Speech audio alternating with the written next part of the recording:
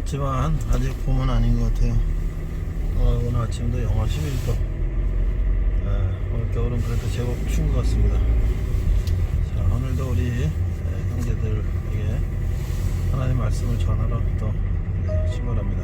약 300m 전방 좌측에 우리가 고속도로 왜 약 300m 전방에서 신호와 과속에 주의하십시오. 교회를 다니고 왜 예수를 믿는가?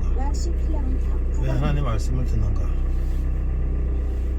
전 세계 역사를 보면 하나님 말씀대로 사는 사람들은 훌륭한 일들을 많이 했고 훌륭한 삶을 살았고, 또 하나님을 믿고 산 나라들은 많이 발전을 했고 그렇죠.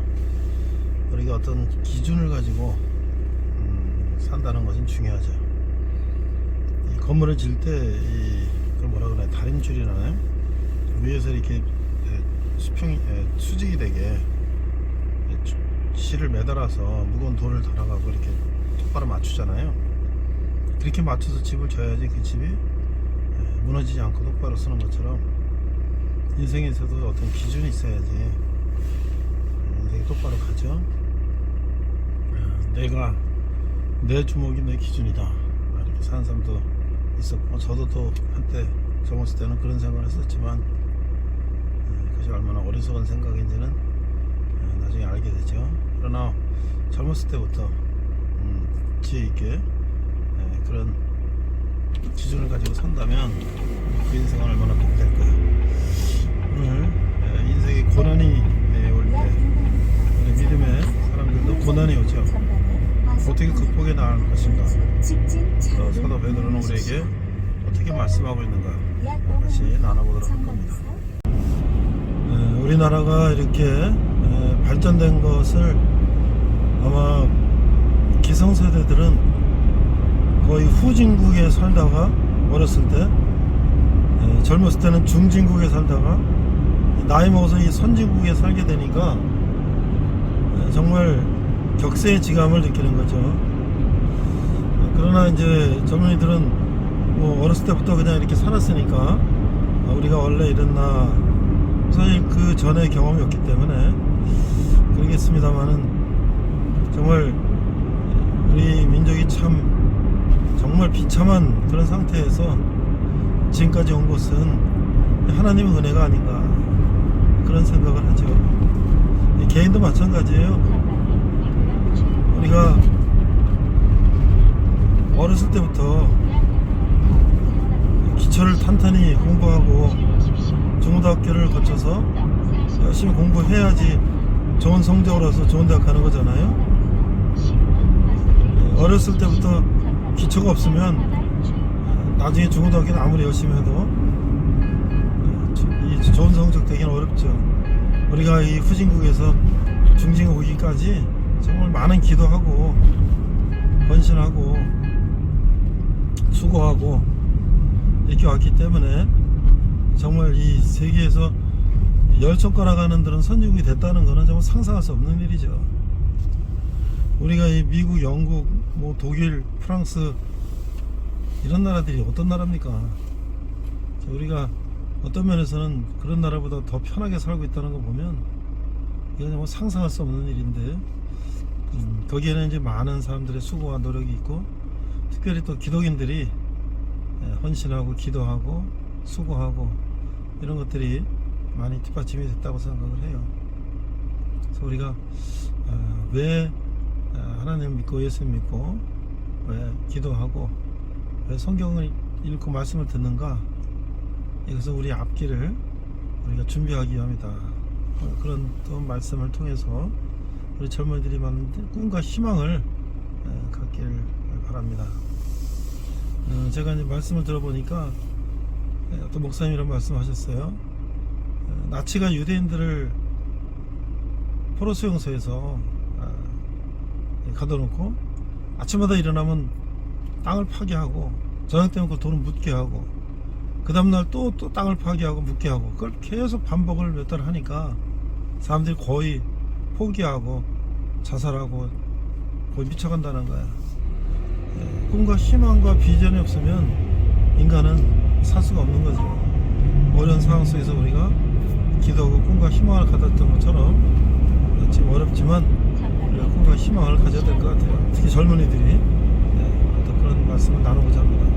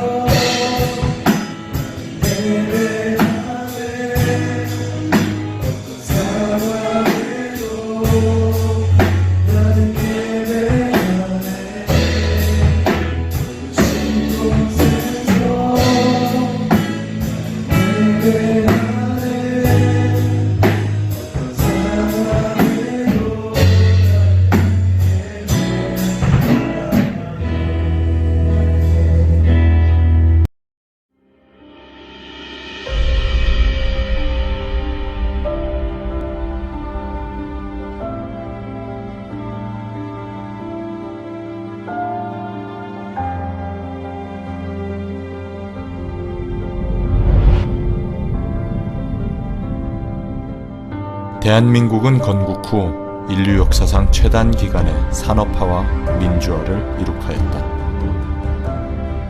여기에는 한국 기독교와 기독인의 헌신과 역할이 있었기에 가능했다.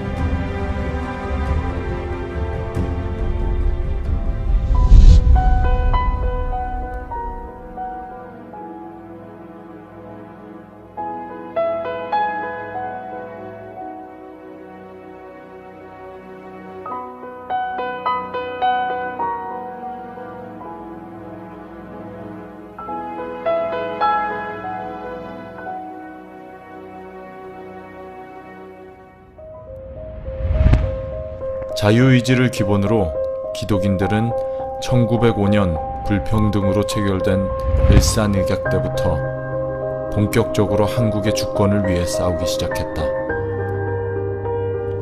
교육을 통해 민족의식을 고취시킨 것은 물론 경제적 저항운동, 민족운동 지원 등이 그것이다. 일제의 탄압으로 민족운동은 무장독립전쟁론이 주류를 형성하게 되는데 많은 기독인들은 대개 학교 설립과 무장투쟁을 병행하여 민족운동에 참여하였다. 이 이후에도 기독인들의 조직적인 무장투쟁은 미국, 만주, 노령 등의 해외 독립운동에서 본격화된다. 3.1운동은 독립선언 민족대표 33인 중 16명이 기독교인으로 주일 성수를 지키기 위해서 3월 2일 주일이 아닌 3월 1일 토요일에 진행되었다. 그로 인해 많은 기독인들 또한 적극적으로 참여하였고 이때 일제의 만행을 전 세계에 알렸던 선교사들 또한 함께 동참하였다. 민족 말살 정책의 하나로 각지에 신사를 세우고 학교와 가정에도 소형 신사를 설치하도록 하여 한국의 정체성을 지배하려던 일본. 힘있던 정치인도 경제인도 그리고 종교인까지도 일본의 강요에 앞장서 참배하였다. 신사 참배는 일본이 오랫동안 섬겨온 태양여신과 일본 천황에 대한 숭배의 의미가 담겨있다. 그렇기에 신사 참배는 단순히 문화적 의식이라고는 할 수 없는 것이다. 일제의 신사 참배 강요를 거부하고 반대운동을 해야 하는 이유를 알았던 몇몇 기독인들의 믿음의 고백과 결단은 한국의 주권 회복과 독립에 큰 영향을 끼쳤다.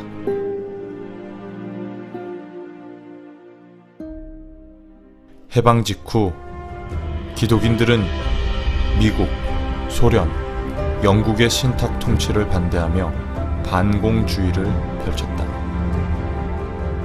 일찍이 한반도를 향한 소련의 야욕을 알아본 이승만은 북조선인민위원회를 결성한 북한과는 별개로 정부를 세워야 한다고 주장하였다. 되찾은 주권을 단단히 하여 민족을 위한 자유민주주의 체제의 정부를 수립하는 데 기독인들은 앞장섰다.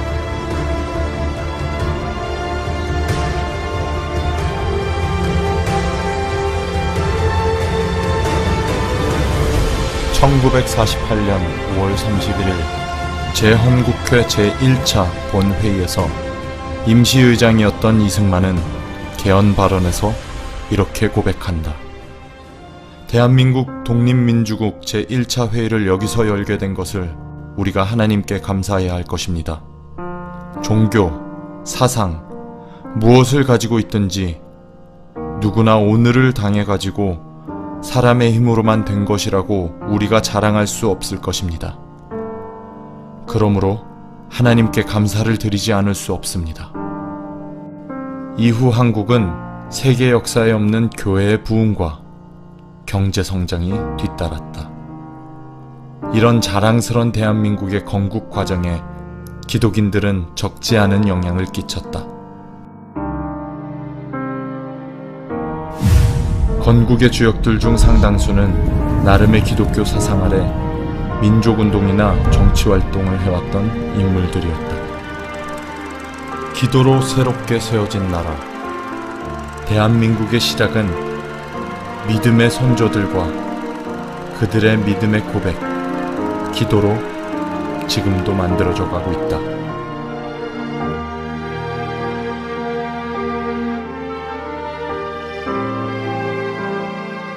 대한민국은 세계에서 경제 규모 10위 안에 드는 나라, OECD 회원국, 6.25 전쟁 최단 기간 복구, 선교 역사 120년 만에 세계에서 두 번째로 많은 선교사를 파송한 나라, 세계 50개 대형 교회 중 25개 이상이 한국에 있으며 인구 중 기독교인이 차지하는 비율이 20%가 넘는 나라.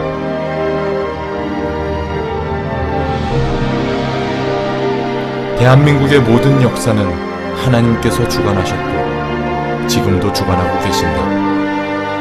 그렇기에 우리는 후대들에게 앞으로 전달해야 할 올바른 역사가 무엇일지 기독교인의 입장에서 생각해 보아야 한다.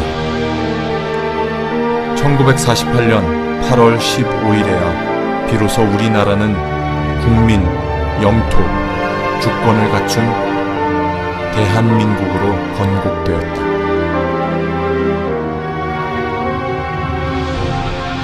(1948년 8월 15일은) 우리나라 대한민국 건국의 시작이다.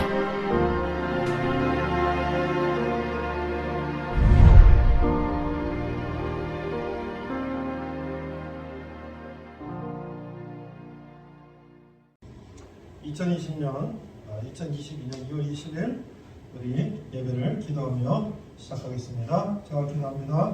하나님 아버지 은혜를 감사합니다. 아직도 추운 겨울입니다. 그리고 3월이 오면 나물이 소생하고 또 봄이 오는데 아직 추운 가운데 우리가 모여서 하나님의 말씀 듣고 또 예배하고 기도합니다.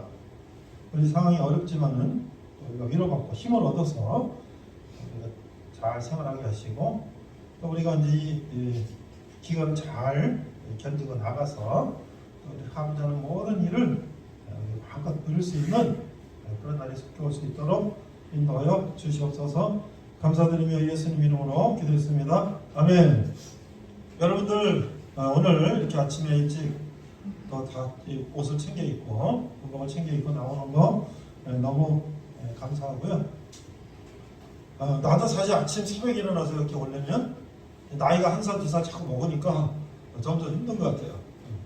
나도 일주일에 한 번씩 우리 목사님들하고 같이 운동하고 공차를 가는데 그때는 또 아주 열심히 일어나요. 근데 새벽에 또 오려니까 힘들더라고. 그래서 뭐 간신히 막 해가지고 왔는데 여러분 마음들도 그냥 편히 생활관에 있으면 좋을 텐데 이렇게 나온 거에 대해서 힘들었겠지만 나와서 우리가 또 이렇게 하나님의 말씀 듣고 위로받고 힘을 얻으면 좋은 것 같아요. 저도 이부 속에서 나오긴 힘들지만 나와서 씻고 하고 준비하고 오면 기분이 더 좋아요. 여러분들과 함께 말씀을 나누고 집에 가는 보람도 있고 오늘 내가 참 보람 있는 일을 했다 이런 생각이 듭니다. 여러분들 힘들고 어렵지만 우리가 힘을 얻어서 하루를 잘 견디기 바랍니다. 자, 오늘은요 베드로전서 3번째인데 베드로전서가 뭐냐, 또 베드로는 누구냐, 우리가 그것도 한번 생각해 보면 베드로는 예수님이 12 제자였단 말이죠. 그가 이제 나중에 예수님이 돌아가시고 십자가에 부활하시고 하늘나라 가신 후에 많은 이제 크리스천들에게 그때 이제 특히 이 소아시아, 지금은 터키 지역 있는 성도들에게 편지를 썼어요. 전서는 앞에 쓴 편지, 후서는 뒤에 쓴 편지. 그래서 그걸 3번에 나눠서 오늘 말씀을 나누는데 오늘 제목 뭐냐? 신자의 고난, 믿는 사람의 고난, 이런 제목으로 말씀을 나누는데 고난이 고난으로 끝나는 것이 아니라 고난 끝에 희망과 비전이 있다, 이 말씀을 나눌 거예요. 자, 그래서 오늘 본문은 4장 7절 8절인데요. 우리 큰 목소리로 586쪽 베드로전서 4장 7절 8절 한번 읽어보겠습니다. 7절 시작. 만물의 마지막이 가까웠으니 그러므로 너희는 정신을 차리고 근신하여 기도하라. 8절 무엇보다도 뜨겁게 서로 사랑할지니 사랑은 허다한 죄를 덮느니라. 만물이 마지막 때가 뭘 말할까요? 만물의 마지막 때. 뭐가 마지막 때가 왔다는 거죠? 네? 심판의 날. 정답. 오늘 선물 장갑 좀 사오라 했더니 오늘 다 썼나고 없대. 오늘은 그냥 정답을 맞춘 사람들에 대해서 마음으로 선물을 줄게. 마지막 심판의 때 예수님이 다시 올 때가 가까이 왔다. 그렇죠? 정신을 차리고 근신하여 기도하라. 자, 영어로 한번 읽어볼까요? 우리 유학파 있죠? 유학파 있잖아요. 누구야? 허재선 형제. 이세현 형제 유학파요? 어디서 유학했어요?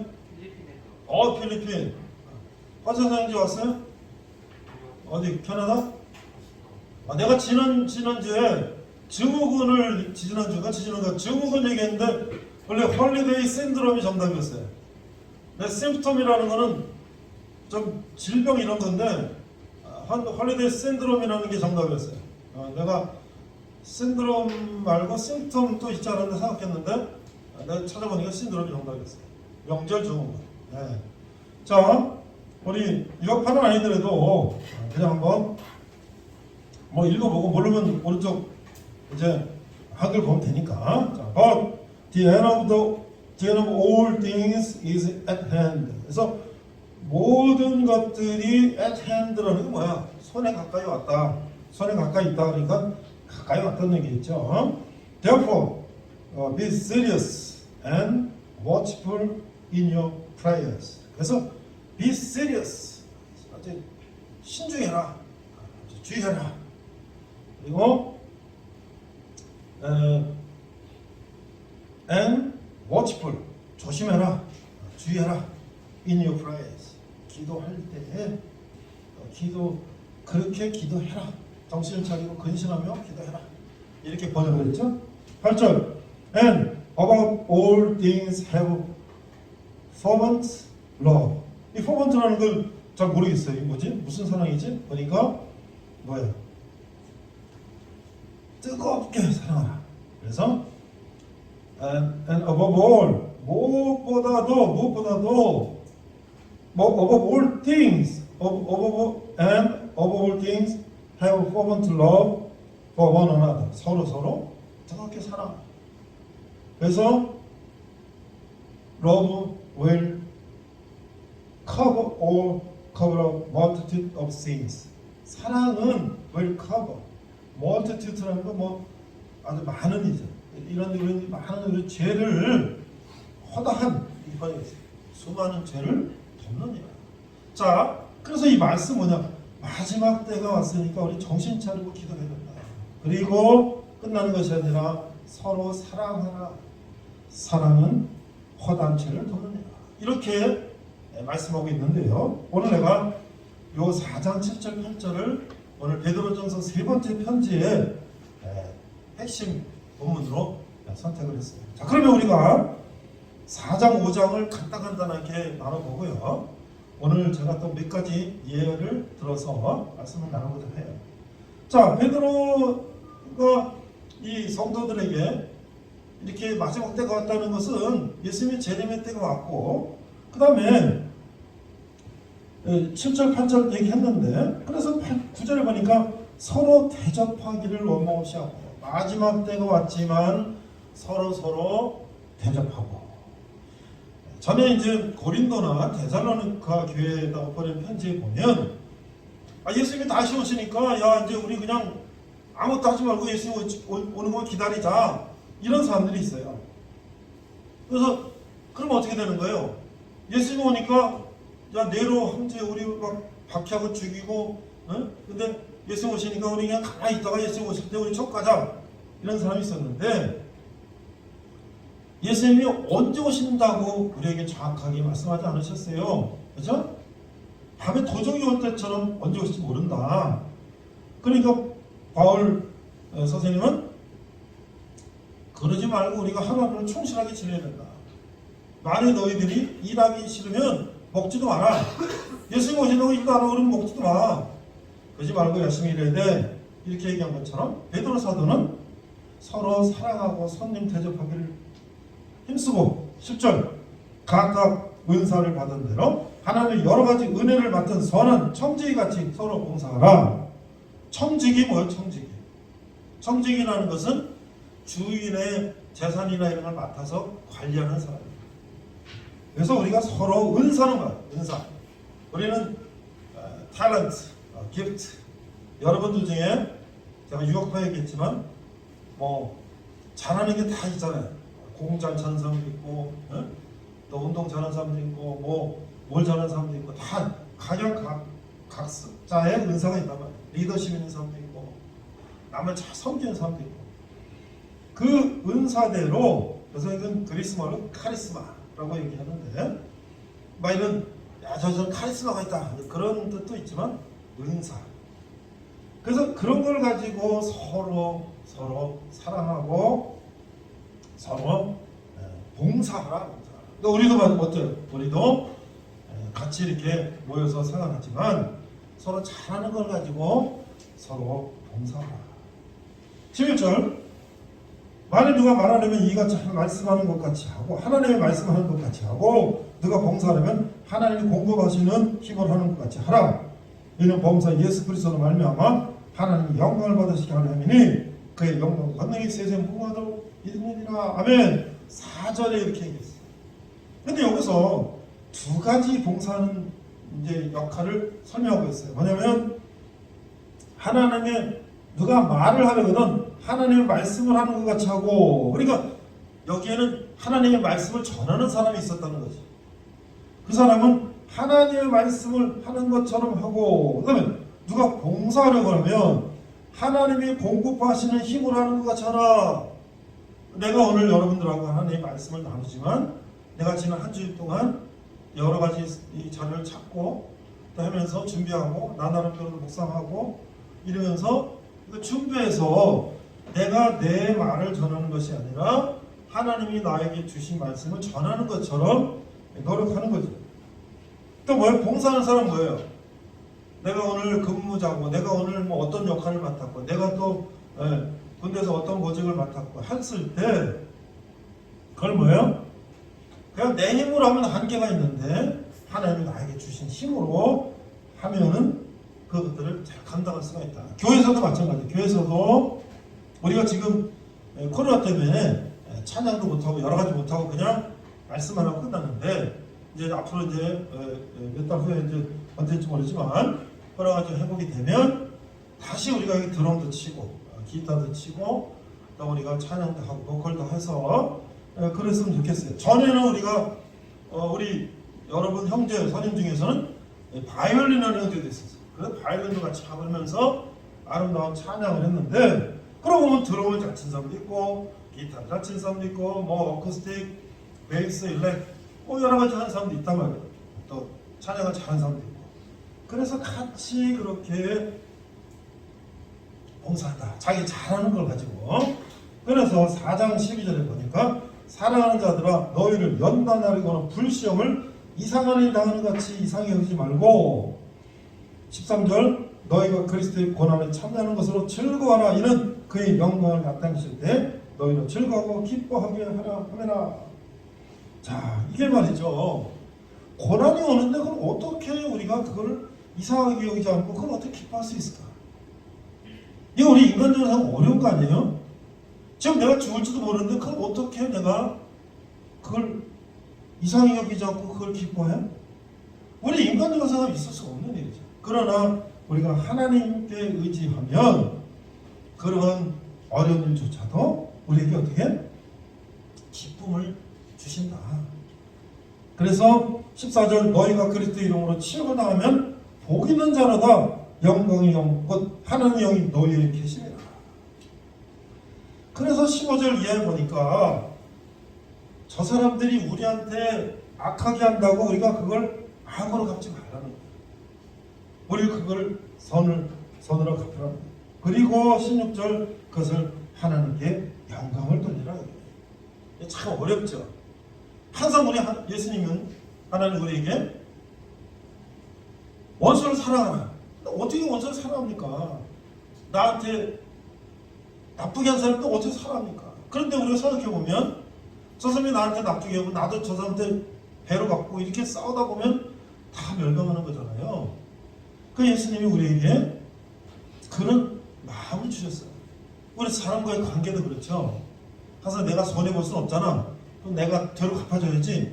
이런 생각을 하는데 모든 사람이 다 그렇다면 우리는 서로 싸우고 그런 세상이 될 텐데 예수님이 이 땅에 오셔서 우리 죄를 대신 십자가에 돌아가신 것처럼 우리가 원수를 사랑하는 마음을 가진다면 그들이 우리의 모습을 보고 그들이 변화될 것이다. 이 사랑만이 이 세상을 변화시킨다 라는 것을 말씀했는데요. 참 이게 어려운 일이죠. 정말 어려운 일이에요. 이게 정말 우리에게 참 어려운 일이죠. 자, 그런데 누구나 여러분들이 지금 어려운 상황 속에서 이렇게 힘들게 생활하는 것처럼 우리 역사도 힘든 과거가 있었죠. 힘든 과거가 있었어요. 자, 또 이제 퀴즈 냅니다, 여러분들. 우리나라 이 고종, 조선의 마지막 왕 고종 순종 있었는데 고종이 대한제국이라고 하는 이제 조선을 갖다 마지막에 우리도 서구 열강처럼 대한제국이다 이름을 이제 바꾸고 고종 황제가 이렇게 했어요. 그 부인을 내저로 뭐라 그러나? 부인. 고종 황제 부인을 내저로 뭐라 그래요? 명성황후. 그리고 왕비를 명성황후라고 해요. 황후. 황제 부인이야. 그전에 왕후, 왕의 부인 그랬는데 황후 그랬어요. 근데 여러분이 잘 아는 것처럼 명성황후는 어떻게 돌아가셨죠? 누구에게? 일본의 자객들에게 돌아가셨죠. 제가 지난 방학 동안에 좀 이렇게 여행보다 하루 이렇게 당일로 이렇게 좀 다녔어요. 그래서 궁궐도 좀 가보고 이러긴 가봤는데 지난주에는 제가 여주시에 갔었어요. 여주시에 가서 코로나니까 바깥으로 그냥 이렇게 다니니까 실내 가지 않고 시장 가서 국밥 한 그릇 먹고 여주 세종대왕릉이 있고 또 효종광릉이 있고 그 다음에 명성황후의 생가가 있어서 가봤어요. 근데 거기서 명성황후는 8살까지 살고 서울로 와서 감고당이라고 하는 큰 대궐 같은 집에서 살고 16살이 돼서 왕비가 됐는데 그 고종 황제의 부인이었던 명성황후가 44살 되던 해에 일본 이 자객들이 그 자가객이라고 하는 역사적으로 보면 일본에서 시킨 거죠. 그래서 중대 규모가 이 경복궁 안에 명성황후가 거처하는 곳에 동서남북에서 중대 규모들이 그냥 들어와가지고 새벽 5시에 그래가지고 쳐들어가서 명성황후가 궁녀 옷을 갈아입고 숨고 막 그러는데 그걸 쫓아가서 그를 그냥 살했단 말이에요. 도대체 세계 역사상 그 한 나라의 왕비를 외국 적국의 그 군인들 뭐 이런 자객들이 쳐들어와가지고 그걸 무참하게 죽인, 그것도 죽인 거로 끝나는 게 아니라 그래서 불을 태웠다는 거야. 그게 과연 있을 수 있는 일인가? 또 너무나 참담한 것은 그런 사람들이 들어와서 왕비를 죽일 동안 누가 같이 싸우다가 죽었는지 뭐 했는지 그런 것들이 많이 기록에 남지 않고 무참히 그냥 살해당을 보면 너무나 안타깝다. 그러니 한 나라의 왕비가 그렇게 됐으니 백성들은 오죽하겠나. 그래서 이제 많은 역사가들이 그 명성황후의 시해 사건을 소설로 또 역사 논문으로 많이 발표했는데 근데 그때 당시에 그 명성황후가 돌아가실 때 그 상황을 이렇게 전한 사람들에 의하면 낭인 일본의 낭인들이 그랬다. 낭인이라는 말은 이제 료닌이라고 그래서 이 사무라이들 그 무슨 그런 그런 사람들을 말하는 일본 말인데 저희 말해서 우리가 깡패 무슨 그런 조폭 이런 거지 뭐. 그래서 그 사람 죽였다 이렇게 얘기하는 거예요 일본에서는. 그럼 뭐예요? 자기네들이 죽인 게 아니라 그냥 깡패들이 가서 그렇게 한 거고 그거 저기 대원군하고 왕병성하고 서로 사이가 안 좋아서 그냥 그렇게 된 거야. 이렇게 하고 뒤집어 씌웠단 말이야. 근데 그거를 러시아의 그 역사 발굴 자료를 다 조사해서 연구한 학자에 보니까 매번 그 순간순간 그걸 갖다 러시아 대사관 외교부 장관한테 보냈는데 보니까 그걸 죽인 사람이 최근에 누구였냐? 대사관에 근무했던 순사 와다나베다. 순사 경찰. 그러면 경찰 대사관에 일본 대사관에 근무한 경찰이 죽였다면 이건 뭐예요? 일본 국가적인 이건 계획적인 사건이다. 그래서 제가 명성황후 생가에 가보니까 그 이런 게 있더라고요. 일본 사람들이 와서 사죄 우리가 잘못했습니다 하고 사진 찍어서 또 사죄문도 이렇게 하고 이런 게 있어요. 이런 사람도 있다는 걸 제가 듣긴 들었는데 그런 사람도 있어요. 그러나 국가적으로 일본이 우리가 잘못했습니다 미안합니다라는 건 아직도 발표하지 않고 있다. 왜? 그 깡패들이란 거 우리 몰라. 이런 정말 참 이런 국가로서 한 나라를 뺏기 위해서 이런 행동까지 하면서도 그걸 부끄러운 줄 모르고 숨기는 사람 그런 나라는 참 보면 정말 어떻게 말을 해야 될지 모르겠어요. 그런데 그 당시에 어떤 상황이었냐?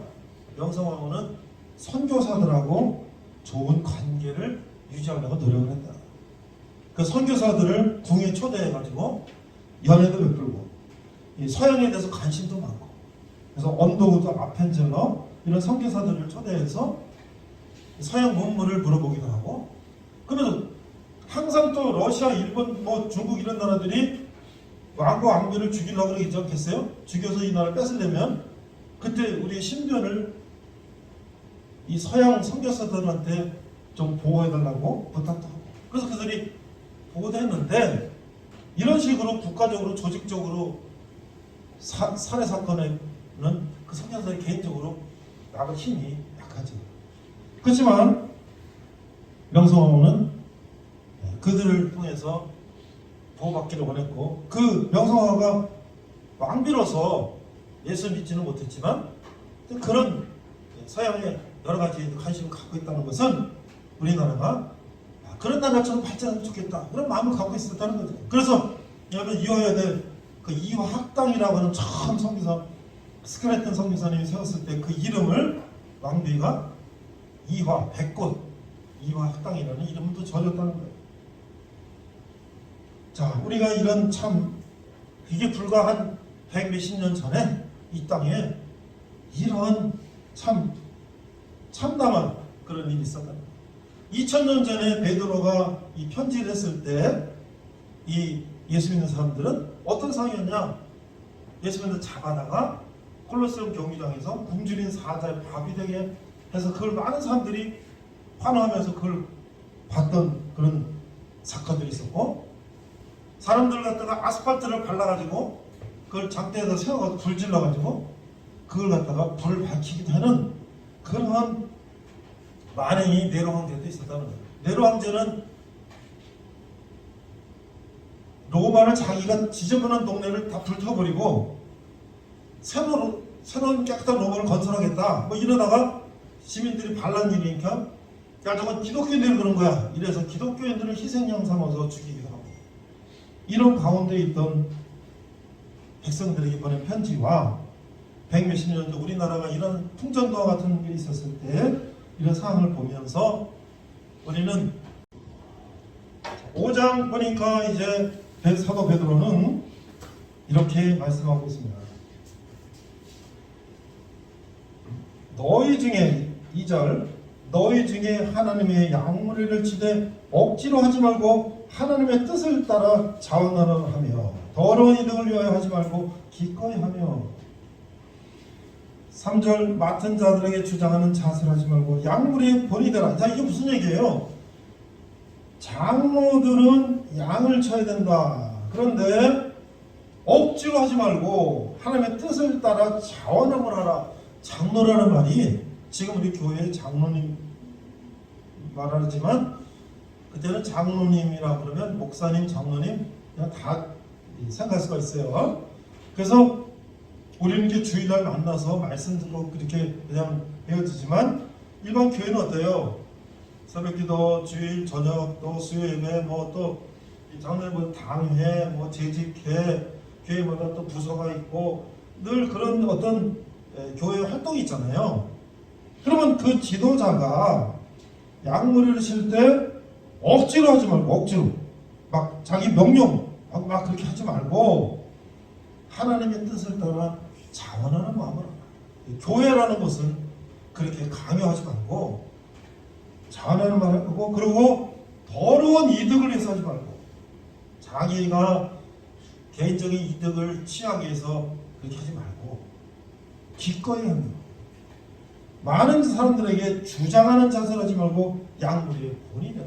여러분들 지금 우리가 언제 죽을지 모르는데 언제 우리가 잡혀서 죽을지 모르는데 우리가 이렇게 강요하지 말고 본이 되는 도록 하라. 이런 얘기를 하는 거예요. 그럼 어때요? 우리는 내일 지구가 멸망하기더라도 나는 오늘 한 그루의 사과나무를 심겠다 했던 철학자 스피노자처럼 우리 하나님 말씀대로 하루하루를 우리가 성실하게 살아야 된다. 그런 말씀하고 있는 거잖아요. 그러면 어떻게 4절 목자장이 나타나실 때 시들지 않은 영광이 관원되리라. 아까 우리 말씀 재림 심판 때에 우리는 영광의 면류관 이 근건을 예수님께 받는다. 그래서 마지막으로 8절 이어보니까 근신하라 깨어라 너희 대적 마귀가 우는 사자같이 두루 다니며 삼길자를 찾나니. 근데 항상 성경 보면 요한계시록도 그러고 우는 사자가 마귀가 우는 사자같이 두루 다니며 삼킬자에서 우는 사자가 많이 나오죠. 아까 얘기한 거기 정답입니다. 콜로세움 거기서 사자를 굶겨가지고 예수님 사람을 집어넣고 그걸 잡아먹게 하는 그를 로마의 시대 살던 사람 너무나 잘 알고 있기 때문에 마귀가 마치 무슨 모습이냐 하면서 우는 사자 같은 게 바로 마귀예요. 그래서 우리가 어떻게 9절 너희는 믿음을 굳건하게 하여 그를 대적하라. 이는 세상에 너희 형제들도 동일한 고난을 받는 줄 아니라. 그러니까 어때요? 우리는 어떠한 고난이 오든 어떠한 어려움이 오든 우리가 야 내일 지구가 망하니까 오늘 그냥 마음대로 쓰고 마음대로 하고 막 마음대로 즐기며 살자. 이게 아니라 우리가 정말 하나님 뜻에 따라 하루하루를 성실하게 살면 예수님 다시 오실 때 잘했다 칭찬받는 우리가 될 것이다. 그러니까 아무리 어려운 상황이 있다 하더라도 좌절하거나 낙심하지 말고 우리가 하루하루를 하나님 뜻에 따라 살면 언젠가 하나님께서 우리를 칭찬하시는 날이 올 것이다. 여러분들은 아마 태어날 때 여러분들은 아파트나 이런 데서 태어나갖고 그냥 그렇게 자랐기 때문에 또 뭐 어딜 가나 다 그렇게 돼 있기 때문에 그냥 뭐 그런가 보다 우리 삶이 그런가 보다 생각할 수 있어요. 근데 여러분 부모님이나 또는 할아버지들이 야 나 때는 말이야 이런 얘기하면은 아 또 옛날 얘기한다 그렇게 해서 피곤하다 할 수 있지만 어떻게 보면은 우리나라는 고종 황제 이럴 때는 세계 꼴등국가 거의 세계 꼴등. 조선이라는 나라는 굉장히 잘 나갔는데 나라가 그냥 단과 싸움하고 힘을 안 기르고 하다 보니까 일본한테 막아가게 되는 꼴등국가가 됐어요. 그런데 명성황후가 저렇게 비참하게 시해를 당하고 그렇게 해서 일본한테 36년간 일본의 지배를 받고 여러분들이 우리나라를 지키기 위해서 군대 가는 것이 아니라 일본의 초알바지가 돼서 미군하고 싸우러 가서 죽고 우리가 돈 벌려고 일하는 것이 아니라 일본의 전쟁 물자를 만들기 위해서 우리가 잡혀가고 죽을 때 가서 석탄 캐고 일하고 내가 사랑하는 사람과 결혼하기 위해서 사는 것이 아니라 일본 군인의 성노예가 되기 위해서 잡혀가는 이런 비참한 시절이 우리에게 있었는데 그때 무슨 희망이 있겠어요. 그러나 서양 선교사들이 와가지고 이 불쌍한 나라를 하나님이 복음을 전도해서 이 나라를 도와주시기를 전하기 시작했는데 거기에 여러 사람들이 예수님을 믿기 시작했는데 독립운동한 사람들이 많은 사람들이 예수를 믿었다는 거예요. 그리고 나라를 세운 사람들이 많은 사람들이 예수를 믿기 시작했다는 거예요. 그래서 그 중에 우리나라의 나라를 세울 때 이승만 대통령이라든지 김구 선생이라든지 도산 안창호 선생이라든지 농양 여운용 선생이라든지 많은 사람들이 예수님을 믿게 됐고 그들이 이 나라를 발전하기 위해서 일본의 치하에서 망한 나라를 다시 세우기 위해서 그들이 노력을 했다는 거죠. 오늘 마지막으로 이승만 대통령이 몇 가지 한 거를 생각하면서 그 망한 나라가 어떻게 그러면 지금 꼴등 국가가 한 60년, 70년 되면서 중진국 국가 되었다가 지금 2000년도 넘어가고 세계 10위권의 나라가 됐을까? 경제 대국이 됐을까? 여러분들 만약에 수능에서 특대생 되려면 서울대학교 가려면 자 우리 한번 보기 한번 들어볼까요? 내가 이제 질문할게요. 서울대학교 정도 들어가려면 1번 그냥 초등고등학교도 좀 놀다가 고등학교 3학년 때 빡세게 공부하면 서울대학교 갈 수 있다. 1번 아니다.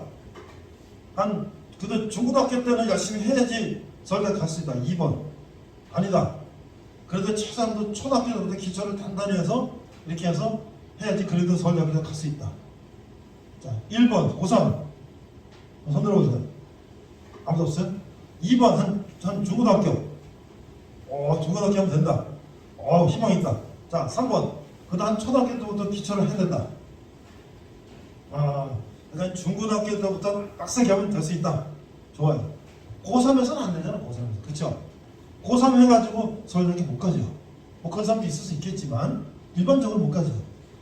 우리나라가 세계 10위 경제 대국이 된 것이 그런 최하의 나라에서 그냥 바로 점프해서 갈 수 있을까? 그렇지 않다는 거지. 거기서 후진국에서 중진국 만들었을 때 거기에 기초를 선 사람이 누구냐? 이승만 대통령이라는 거예요. 첫 번째 뭐냐면 이분은 뭐라고 생각했냐면 기독교 민주주의 국가를 세워야 되겠다.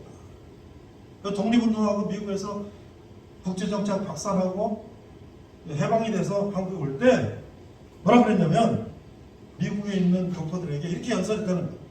나 한 사람은 오로지 가든지 죽든지 살든지 일평생 지켜오는 한 가지 목적으로 끝까지 갈 것이다. 그게 뭐냐면 기독교 민주주의 국가를 세우는 것이다.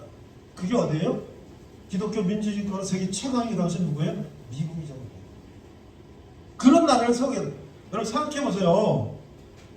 중학교 1학년 때 꼴등하던 놈이 나는 서울대학교 갈 거야 그러면 얘가 지금 돌았나? 너 지금 중학교 꼴등하는 척 네가 서울대학교 간다고? 그 누가 걔를 서울대학교 간다고 생각하고 있어요? 똑같은 얘기 아니에요? 나는 서울대학교 간다. 속포라고 어떻게 해? 밤낮으로 공부하는 거야. 밤낮으로. 그래서 이 사람은 이제 한성 감옥에서 이승만 대통령은 왜 감옥 가냐? 보니까 지금 고종이고 뭐고 이거 지금 보니까 나라가 이렇게 갖고는 안 되겠어. 그래서 저 미국, 영국 이런 데 보니까 민주주의를 해가지고 공화정을 해서 대통령을 뽑고 이렇게 해야지 발전하지 이 왕으로는 이게 희망이 없어. 그걸 주장하다가 잡혀서 반국가 혁명, 반국가 사범으로 감옥에 들어가 사형선고 간 거예요. 그때 이제 코로나가 만연되고 뭐 거의 매일 수십 명씩 감옥에서 죽어나가는데 이승만 기도했어요. 하나님 살려주세요. 내가 배제학 땅에서 영어 배우려고 배제학 땅 갔는데 거기서 나는 또 예수님을 안 믿었지만 지금 내가 믿겠습니다. 나 살려주시고 내가 예수님을 믿겠습니다 하고 기도했어요. 살아났어요. 그리고 어떻게 거기서 공부하기 시작했어요. 꼴등이. 근데 이승만은 사실 꼴등은 아니고요. 천재. 그거는 과거 시험 보려고 이제 과거 준비했는데 1894년 과거 개혁이 일어나면서 과거가 없어졌어. 선비가 될 수 있는 길이 없어졌어요. 그럴 때 친구가 했어요. 야, 배제학당 가면 영어 가르쳐주고 영어 배우러 가자. 야 근데 거기 기독교 서양 귀신 가르치는 데 아니야? 아 그냥 그거 믿지 말고 영어만 배우러 가자. 그래서 갔던 거예요. 그 배제학당에 가서 영어를 6개월 만에 배워가지고 영어를 가르치는 입장이 된 거예요. 그러던 이승만은 이제 감옥에서 수많은 책을, 서양 책, 이런 정치 경제 사용하는 책을 거기서 감옥에서 수년간 공부를 해가지고 서양 선교사들이 이제 갖다 준 책을 본 거지. 그래가지고 이제 고종 황제가 미국에 특사를 파견하는데 한국 사람으로서 영어를 잘하는 사람 누구냐? 그 이승만입니다. 선교사들 얘기했더니 그 이승만 나오라고 그래요. 그래서 선교사와 같이 이승만 통역을 해서 미국을 보냈어요. 미국 가서 대통령을 만났지만 불가능한 거죠. 그 당시 국제정치 속에서 한국 얘기를 누가 들어주겠어요? 다시 돌아와야 되는데 이승만은 선교사님이 추천서를 가지고 미국의 조지 워싱턴 대학, 하버드 석사, 프린스턴 대학 국제정책 박사하고 독립운동을 하는 거죠. 그래서 그가 이제 대통령이 됐을 때 제헌국회에서 처음 시작할 때 기도를 시작했다는 거예요. 여러분 너무 잘 알죠? 종로구 국회의원 이윤영 목사님의 국회의원인데 우리나라 처음 국회 첫 시작이 기도를 시작했다. 미국 국회나 그런 게 가능한데 우리나라 국회가 그런 게 됐어요. 그 다음에 이승만 대통령이 많은 기독교인들을 정치, 경제 이런 데 이제 등용을 시켰다. 왜? 기독교는 성경대로 배운 사람들이 정직하고 성실한 것들을 하나님의 말씀 속에서 배웠기 때문에 이 사람들을 많이 등용을 하고, 그 다음에 우리가 지금 내가 여러분들한테 와서 말씀을 전하는 것도 이게 누가 이런 제도를 만들었냐? 이승만 대통령이 만들었다. 군종제도라는 거 만들었다. 군종제도. 이게 뭐예요? 우리나라 미군 부대에 속해 있는 군인을 뭐라 그래? 여러분도 그거 가고 싶어 한 사람도 있었겠죠? 미군 부대에 속해 있는 한국군을 뭐라 그래요? 카투사로 그러죠? 한국 카투사가 미군들은 같이 예배하고 전쟁을 하는데 예배하고 하니까 그걸 그 당시 대통령한테 편지했어요. 이승만 대통령. 우리도 그런 거 해주면 기도하고 우리도 힘을 얻어서 전쟁을 이길 수가 있겠습니다. 그래서 대통령이 그 편지를 받고 군대에다가도 군종 제도를 만들어라. 그래서 기독교도 생기고 나중에 이제 불교 여러 가지 이제 천주교 다 생겼지만, 그래가지고 우리 군대 장병들이 1954년 전쟁이 끝나고 나니까 20%가 기독교 신자가 됐다는 거예요. 그래서 사실 그 당시에 우리 뭐 몇 프로도 안 되는 시절에 그런 일이 벌어나고, 이승만 대통령이 해방됐을 때 우리나라에서 이제 독립운동하고 해방돼서 와서 한국 와서 이제 나라를 세우기 시작할 때 불과 10만 명의 기독교인들이 어떻게 됐어요?